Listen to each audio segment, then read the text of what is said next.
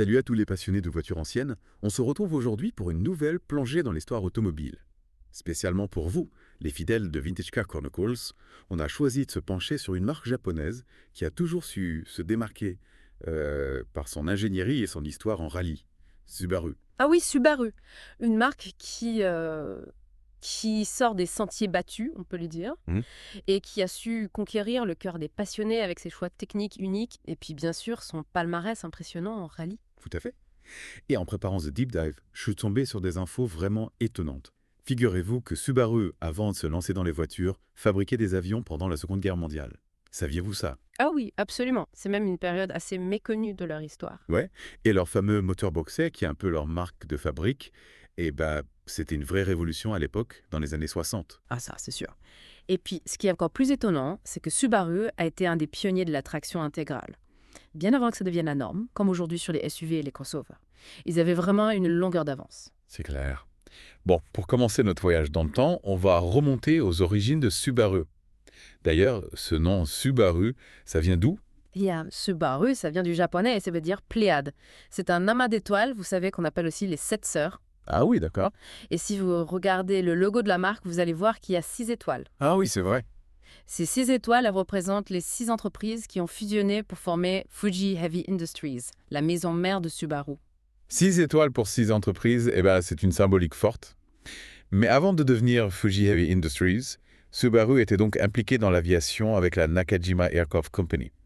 Comment s'est passée cette transition de l'aviation à l'automobile? Eh bien, c'est une histoire assez incroyable de reconversion et d'ingéniosité aussi. Après la guerre, le Japon n'avait plus le droit de fabriquer des avions. Du coup, Nakajima Aircraft Company a dû se réinventer. Et imaginez un peu, des ingénieurs aéronautiques qui se retrouvent à concevoir des scooters. Ah ouais. Et c'est comme ça qu'est né le Fuji Rabbit, un petit scooter assemblé avec des pièces d'avion récupérées. Un scooter avec des pièces d'avion. Incroyable. C'est vraiment l'esprit japonais, ça, l'innovation, la débrouille. Et ce Fuji Rabbit, il a eu du succès. Ah oui, absolument. Ah, C'était un symbole de la renaissance du Japon après la guerre. Un véhicule simple, économique, pratique qui a conquis le cœur des Japonais. Et c'est grâce à ce succès que Fuji Heavy Industries a pu se développer et se lancer dans la production de voitures ensuite. Fascinant. On voit que Subaru a des racines solides et un parcours vraiment atypique. Bon, maintenant, parlons de ce qui fait la spécificité de Subaru, le moteur boxé et la traction intégrale symétrique. Pour nos auditeurs qui ne seraient pas familiers avec ces technologies, est-ce que vous pouvez nous expliquer ce qui les rend si spéciales? avec plaisir. Alors, commençons par le moteur boxé. Contrairement à la plupart des moteurs qui ont des cylindres verticaux ou en V, le boxé, lui, il a ses cylindres à plat opposés horizontalement comme les poings d'un boxeur. D'accord, je vois l'image. D'où son nom d'ailleurs. Eh oui, logique. Et quels sont les avantages de cette configuration? Eh bien, d'abord, ça permet d'avoir un centre de gravité plus bas, ce qui améliore la stabilité de la voiture et sa tenue de route aussi. Vous imaginez une voiture qui prend les virages comme sur des rails. Eh bien, c'est en partie grâce au moteur boxé. Oui, c'est un avantage important, surtout pour une marque qui a brillé en rallye. Et en termes de sensation de conduite, est-ce qu'il y a une différence? Oui, le moteur boxé, il est réputé pour son fonctionnement plus doux, avec moins de vibrations. Du coup, la conduite est plus agréable. Et puis, il y a le son. Le ronronnement d'un boxé, c'est vraiment particulier. Ah oui, le son du moteur. C'est primordial pour les amateurs de belle mécanique. Et pour la traction intégrale symétrique. C'est aussi une innovation Subaru, ça. Absolument. Subaru a été un des premiers constructeurs à proposer la traction intégrale sur ses voitures de série dès les années 70 avec la Leon. Et ce qui les distingue, c'est leur système symétrique. Symétrique, ça veut dire quoi, concrètement? Eh bien, le système de traction intégrale symétrique de Subaru répartit la puissance du moteur de manière égale entre les 4 roues, ce qui optimise la motricité et la stabilité, surtout sur des surfaces glissantes comme la neige, la glace ou la terre. Donc une meilleure adhérence, une tenue de route plus sûre et des performances accrues en conditions difficiles. Pas étonnant qu'ils aient dominé les rallyes pendant des années. Et cette traction intégrale, elle a aussi des avantages pour la conduite de tous les jours. Bien sûr. Même si vous ne roulez pas sur des routes de montagne enneigées, la traction intégrale symétrique, elle vous offre une plus grande sécurité et une meilleure tenue de route en cas de pluie, de verglas ou même dans les virages serrés. C'est un vrai plus en termes de sécurité active. C'est clair. Bon, en plus de leurs innovations techniques, Subaru s'est aussi démarqué par ses partenariats avec d'autres constructeurs automobiles. On a parlé de Nissan tout à l'heure, mais il y a eu d'autres collaborations assez marquantes, non? Ah oui, tout à fait. Il y a eu notamment la collaboration avec General Motors dans les années 90. Ça a donné naissance à des modèles assez étonnants, comme la Saab 92X. En fait, c'était une Impreza rebadgée, une Saab, qui était en fait une Subaru. C'est assez inattendu comme collaboration. Et cette alliance avec General Motors, elle a duré longtemps. Non, ça n'a pas duré très longtemps. Le partenariat avec General Motors a pris fin en 2005. Mais Subaru a vite rebondi. Ils se sont associés avec un autre géant de l'automobile, Toyota. Ah oui, Toyota. Ce partenariat, il a donné naissance à des modèles sportifs mythiques. La Subaru BRZ et sa jumelle, la Toyota GT86. Exactement. Mais ce rapprochement avec Toyota, il a eu d'autres conséquences pour Subaru. Oui, ça leur a permis de se concentrer sur leurs points forts. Les moteurs boxés, la traction intégrale et un positionnement sur un marché de niche qui apprécie ces caractéristiques. C'est intéressant. On a l'impression que Subaru a toujours su s'adapter, évoluer, tout en restant fidèle à son identité. Et en parlant d'évolution, on ne peut pas ignorer l'héritage sportif de Subaru, notamment en rallye. Est-ce que vous pouvez nous raconter quelques-uns de leurs exploits les plus mémorables? Avec plaisir. Subaru, ils ont connu un succès phénoménal en championnat du monde des rallyes, avec des voitures emblématiques comme l'Impreza WRX STI bleu et or. Des pilotes légendaires comme Colin McRae ou Richard Burns ont remporté des titres mondiaux au volant de ces bolides. Et leurs victoires, elles ont vraiment contribué à forger la légende Subaru. Ces images de Subaru Impreza lancées à toute allure sur des routes de montagne, c'est mythique. Et en dehors du rallye, est-ce que Subaru a brillé dans d'autres disciplines? Oui, bien sûr. La Subaru Legacy, par exemple, a établi des records d'endurance au début des années 90 pour prouver la fiabilité et la robustesse de ses moteurs. Et puis, il a la petite Subaru Justy qui détient le record du monde de vitesse pour une voiture de moins de 1.0 litres sans turbo. C'est incroyable. Une petite Justy qui bat des records de vitesse. On voit que Subaru aime repousser les limites, même avec des modèles plus modestes. Bon, et maintenant, parlons un peu de l'avenir. Comment est-ce que Subaru s'adapte aux nouvelles technologies, aux enjeux de l'électrification? Subaru est très conscient de ces enjeux et ils investissent beaucoup dans la recherche et le développement.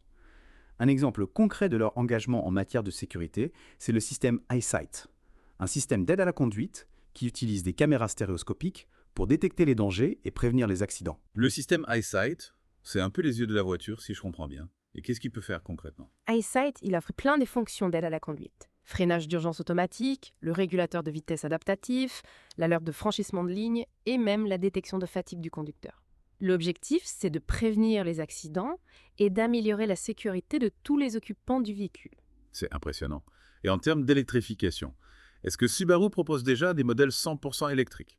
Oui, Subaru a lancé récemment son premier véhicule entièrement électrique, la Solterra, un SUV compact qui partage la plateforme avec le Toyota BZ4X. La Solterra offre une autonomie respectable et des performances tout à fait honorables. Avec l'arrivée de la Solterra, Subaru montre qu'ils sont prêts à embrasser l'avenir de l'automobile et à proposer des alternatives aux motorisations thermiques. Mais est-ce que cette transition vers l'électrique ne risque pas de diluer l'ADN sportif de la marque? C'est une question intéressante. Subaru devra trouver le juste équilibre entre tradition et innovation pour continuer à plaire aux passionnés tout en s'adaptant aux nouvelles attentes du marché. C'est un défi de taille, mais je suis convaincu que Subaru a les ressources et la détermination pour le relever avec brio. Et si on reparlait des collaborations de Subaru avec d'autres constructeurs, on a vu que ça a joué un rôle important dans leur histoire, surtout avec Nissan dans les années 60 et 70. Oui, c'est vrai. On a dit que Subaru utilisait des pièces Nissan à l'époque, mais c'était plus qu'un simple échange de bons procédés, non? Absolument. Subaru était une jeune marque en pleine croissance et ils avaient besoin du savoir-faire de Nissan pour améliorer la qualité et la fiabilité de leur voiture. Nissan était déjà un géant de l'automobile japonaise à l'époque. Concrètement, qu'est-ce que cette collaboration a apporté à Subaru? Eh bien, Subaru a pu profiter de l'expérience de Nissan dans plein de domaines. Les moteurs, les transmissions, les plateformes. Ça leur a permis de progresser plus vite et de proposer des voitures plus compétitives. C'est intéressant de voir comment Subaru a su s'appuyer sur d'autres constructeurs pour grandir. Et aujourd'hui encore, on retrouve des traces de cette collaboration avec Nissan dans certains modèles Subaru, non? Oui, tout à fait. Par exemple, la transmission automatique 4 WAT, qu'on trouvait sur certains modèles Subaru des années 90 et 2000, c'est un héritage direct de la collaboration avec Nissan. Une transmission robuste et fiable, qui a fait ses preuves. C'est un bel exemple de synergie entre deux constructeurs. Et avec General Motors, comment ça s'est passé? C'est un partenariat assez inattendu quand même. Oui, c'est vrai. Le partenariat avec General Motors, ça a commencé en 1999. C'était une alliance stratégique motivée par des intérêts différents des deux côtés. Subaru voulait s'implanter sur de nouveaux marchés, notamment en Europe. Et General Motors, eux, ils voulaient s'associer avec un constructeur qui avait une expertise dans la traction intégrale. On a parlé de la Saab 92X, qui était en fait une Impreza rebadgée. Il y a d'autres modèles issus de cette collaboration. Oui, il y a eu le Subaru Travic, un monospace compact vendu au Japon entre 1989 et 2005. C'était en fait un Opel Zafira rebadgé, un modèle assez original mais qui n'a pas vraiment rencontré le succès, malheureusement. Donc un échange de bons procédés entre Subaru et Opel, mais sans grand impact sur le marché. Et ce partenariat a duré longtemps. Non, ça s'est arrêté en 2005. General Motors a revendu ses parts dans Fuji Heavy Industries et les projets communs ont été abandonnés. On peut dire que cette alliance n'a pas laissé une trace indélébile dans l'histoire de Subaru. Dommage, car il y avait du potentiel. Mais Subaru a vite rebondi en s'associant avec Toyota cette fois. Et là, la collaboration semble plus fructueuse, non? Ah oui, absolument. Le partenariat avec Toyota, ça a commencé en 2005 et c'est toujours d'actualité. Toyota a pris une participation minoritaire dans Fuji Heavy Industries et les deux constructeurs ont collaboré sur plein de projets. Le plus connu, c'est le développement de la Subaru BRZ et de la Toyota GT86. Ah ouais, les fameuses jumelles sportives. Ces deux voitures, lancées en 2012, elles ont vraiment marqué les esprits. Légères, agiles, abordables. Et surtout, un plaisir de conduite incroyable. Exactement. La BRZ et la GT86, elles incarnent l'esprit sportif de Subaru et de Toyota. Et ce qui est intéressant, c'est que ce partenariat a permis à Subaru de se concentrer sur ses points forts. Les moteurs boxés, la traction intégrale et ce positionnement sur un marché de niche qui apprécie ces caractéristiques. C'est une stratégie intelligente. S'associer à un géant comme Toyota, tout en cultivant sa différence. Et en parlant de niche, est-ce qu'on peut dire que Subaru a un certain succès auprès des amateurs de voitures anciennes? Ah oui, complètement. Certains modèles Subaru sont déjà considérés comme des classiques. Prenez la Subaru 360 par exemple, la première voiture de tourisme produite en série par Subaru, un vrai symbole du Japon d'après-guerre. Petite, abordable, un design original. Exactement. Elle a joué un rôle comparable à celui de la coccinelle en Allemagne. Elle a contribué à motoriser le Japon après la guerre et aujourd'hui elle est très recherchée par les collectionneurs. Ah oui, la 360, la coccinelle japonaise. Exactement. Et puis il y a Leon, la première voiture de tourisme à traction intégrale produite en grande série au monde. Un vrai tournant pour Subaru qui s'est imposé comme un pionnier de la traction intégrale. La Leon, une voiture robuste, fiable, avec de vraies capacités en tout terrain. Elle a marqué son époque. Et puis bien sûr, il y a l'Impreza. Surtout la WRX STI. Ah, la WRX STI, une légende du sport automobile. Moteur boxé turbo, transmission intégrale ultra performante, design agressif. Elle a fait rêver toute une génération de passionnés. Et ses exploits en rallye ont contribué à la légende. Aujourd'hui, elle est très recherchée par les collectionneurs et par tous ceux qui aiment les sensations fortes. C'est clair. Mais au-delà de ces modèles emblématiques, qu'est-ce qui fait le succès de Subaru auprès des collectionneurs, selon vous? Je pense que c'est un ensemble de facteurs. D'abord, Subaru a toujours proposé des voitures un peu différentes, avec une forte personnalité. Leurs designs sont souvent originaux, parfois décalés, et leur technologie, comme le moteur boxé et la traction intégrale, leur donne un caractère unique. C'est vrai. Subaru n'a jamais cherché à copier les autres. Ils ont toujours suivi leur propre voie, privilégiant l'innovation et la performance. Et je pense que c'est ce qui plaît aux collectionneurs. Posséder une voiture qui sort de l'ordinaire, qui a une histoire, une âme. Exactement. Et puis, il y a la fiabilité, la robustesse, des voitures conçues pour durer, pour affronter toutes les conditions. C'est un argument important pour les collectionneurs, qui cherchent des voitures en bon état et qui peuvent rouler sans problème. Eh oui, une voiture de collection, c'est fait pour être conduite, pas pour rester au garage. Et en parlant de rouler, on a beaucoup parlé des performances de Subaru en rallye. Est-ce que vous pouvez nous en dire un peu plus sur leurs exploits dans cette discipline? Avec plaisir. Subaru a fait ses débuts en rallye dans les années 80 avec la Leon RX Turbo. Mais c'est avec l'Impreza WRX ST, lancée en 1995, qu'ils ont explosé sur la scène mondiale. La fameuse Impreza bleu et or, une voiture mythique. Exactement. Moteur boxé turbo de 2 litres, plus de 270 chevaux, transmission intégrale ultra performante, aérodynamique soignée. Elle a tout de suite fait sensation. Et elle a permis à Subaru de remporter de nombreuses victoires. Oui, absolument. Subaru a remporté le championnat du monde des rallyes des constructeurs en 1995, 1996 et 1997. Et des pilotes comme Colin McRae, Richard Burns, Peter Solberg ont décroché des titres mondiaux au volant de l'Impreza WRX STI. L'âge d'or de Subaru en rallye. Ces images de l'Impreza sur les spéciales à toute allure. Tous les fans de sport automobile s'en souviennent. Et cette domination en rallye, elle a eu un impact sur l'image de Subaru. Oui, sans aucun doute. Ces victoires ont renforcé l'image de Subaru comme un constructeur de voitures performantes, fiable, capable d'affronter les conditions les plus extrêmes. Ça a aussi renforcé leur crédibilité en matière de traction intégrale. C'est clair. Et cet héritage sportif, on le retrouve aujourd'hui encore dans les modèles de série de Subaru, qui offrent un niveau de performance et un plaisir de conduite élevé.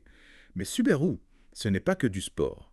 C'est aussi une marque engagée pour la protection de l'environnement. Non. Tout à fait. Subaru a toujours été sensible aux questions environnementales. Et ils ont mis en place plein d'initiatives pour réduire leur impact sur la planète. Par exemple, leur usine de Lafayette, en Indiana, qui est zéro déchet, comme on l'a dit. Y a-t-il d'autres exemples de leur engagement pour l'environnement? Oui, bien sûr. Subaru utilise de plus en plus de matériaux recyclés dans ses voitures. Ils ont mis en place des programmes de recyclage pour les véhicules en fin de vie. Et ils développent des moteurs plus économes en carburant et moins polluants. Sans oublier les modèles hybrides et électriques. C'est important, ça. Subaru ne se contente pas de construire des voitures performantes et agréables à conduire. Ils sont conscients de leurs responsabilités envers l'environnement. Et ils agissent. Absolument. Bon, et si on se projetait un peu vers l'avenir maintenant, on a vu que Subaru a une histoire riche, un héritage solide. Mais comment est-ce qu'il se prépare à affronter les défis de demain? Ah oui, c'est la grande question. L'industrie automobile est en pleine mutation. Électrification, conduite autonome, connectivité. Comment Subaru s'adapte à toutes ces nouvelles tendances? Subaru est très conscient de ces enjeux et ils investissent massivement dans la recherche et le développement pour rester à la pointe de l'innovation. Ils ont déjà franchi une étape importante d'ailleurs avec leur premier modèle 100% électrique, la Solterra. Oui, on en a parlé. La Solterra SOHV, compacte, qui partage sa plateforme avec le Toyota BZ4X. Mais est-ce que ce virage vers l'électrique, est-ce qu'il ne risque pas de diluer un peu l'ADN sportif de la marque? Les Subaru, on les connaît pour leur performance, leur plaisir de conduite. Est-ce que la Solterra sera à la hauteur? C'est une question que beaucoup de passionnés se posent. Mais Subaru nous assure que la Solterra offrira des performances dynamiques, un agrément de conduite digne de la marque. Ils ont mis l'accent sur la réactivité du moteur électrique, la précision de la direction, la stabilité du châssis. Donc pas question de renoncer aux valeurs sportives, même avec l'électrique. C'est rassurant pour les fans de Subaru. Et à part l'électrification, quelles sont les autres pistes explorées par Subaru pour l'avenir? Subaru travaille aussi sur les technologies de conduite autonome. Mais ils adoptent une approche progressive, prudente. Pour eux, le conducteur doit rester au centre de l'expérience de conduite. Les technologies d'assistance doivent avant tout améliorer la sécurité et le confort. Oui, c'est une approche raisonnable, je trouve. La conduite autonome, c'est fascinant, bien sûr. Mais il ne faut pas oublier que la voiture, c'est aussi un objet de plaisir, de liberté, de sensation. Et je pense que Subaru l'a bien compris. Bon, et si on parlait un peu de l'image de Subaru, on a vu que la marque a une identité forte, liée à l'aventure, à la liberté, à la performance. Comment est-ce qu'ils vont préserver cette image dans un monde de plus en plus aseptisé, standardisé? C'est un défi pour toutes les marques automobiles, pas seulement pour Subaru. Mais Subaru a des atouts. Ils ont une base de clients fidèles, les fameux Subaristes, qui partagent les valeurs de la marque et qui sont attachés à son authenticité. Les Subaristes, cette communauté de passionnés. Ils aiment les Subaru pour ce qu'elles sont. Des voitures différentes, robustes, performantes, qui ne se prennent pas au sérieux. Subaru a tout intérêt à entretenir cette relation privilégiée avec ses clients. Tout à fait. Subaru a compris l'importance de la communauté, de l'engagement. Ils organisent des événements pour leurs clients, ils sont présents sur les réseaux sociaux, ils écoutent les retours de leurs fans. Une stratégie intelligente. En restant proche de leurs clients, Subaru peut s'assurer que leurs futurs modèles répondront aux attentes et qu'ils préserveront l'esprit de la marque. Avant de conclure cette plongée dans l'univers Subaru, j'aimerais qu'on revienne sur un point important, leur engagement environnemental. On a vu qu'ils ont mis en place beaucoup d'initiatives pour réduire leur impact sur la planète. Est-ce que c'est vraiment sincère ou est-ce que c'est juste du marketing? Ah, c'est une question légitime. Beaucoup d'entreprises se mettent au vert pour soigner leur image sans forcément agir concrètement. Mais dans les cas de Subaru, je pense que leur engagement est sincère. Qu'est-ce qui vous fait dire ça? Subaru a une longue tradition de respect de l'environnement. Dès les années 70, ils ont développé des technologies pour réduire les émissions polluantes de leurs voitures. Et leur usine de Lafayette, en Indiana, c'est un modèle de développement durable. Oui, la première usine automobile aux États-Unis à avoir atteint le statut zéro déchet. Impressionnant. Exactement. Et Subaru ne se contente pas de réduire l'impact de ces usines. Ils conçoivent leurs voitures en utilisant de plus en plus de matériaux recyclés et recyclables. Ils développent des motorisations plus propres, plus économes. Donc Subaru agit sur tous les fronts pour réduire son empreinte écologique. C'est encourageant. La performance et le respect de l'environnement ne sont pas incompatibles. Tout à fait. Et je pense que ce message va être de plus en plus important pour les automobilistes, qui sont de plus en plus sensibles aux questions environnementales. C'est clair. Et puis, il y a l'aspect économique. En développant des technologies plus propres, plus économes, Subaru se prépare aux futures réglementations qui vont imposer des normes d'émissions de plus en plus strictes. Absolument. Subaru a une vision à long terme. Ils anticipent les évolutions du marché. L'avenir de l'automobile passe par des solutions plus durables, plus respectueuses de l'environnement. Eh bien, voilà une belle conclusion pour notre exploration de l'univers Subaru. On a vu que Subaru a une histoire riche, un héritage solide et une vision claire pour l'avenir. Ils ont su s'adapter, innover tout en restant fidèles à leurs valeurs. Exactement. Subaru, c'est vraiment une marque à part, avec une personnalité unique, un esprit d'aventure et une passion pour la performance et la technologie. Je suis convaincu qu'ils vont continuer à nous surprendre pendant encore longtemps. Merci beaucoup pour toutes ces informations. J'ai beaucoup appris sur Subaru aujourd'hui et je suis sûr que nos auditeurs de Vintage Car Chronicles ont apprécié cette plongée. Merci à vous, c'est un plaisir. Et n'oubliez pas, on se retrouve demain pour un nouvel épisode de Vintage Car Chronicles, votre rendez-vous quotidien avec l'univers des voitures anciennes. À bientôt.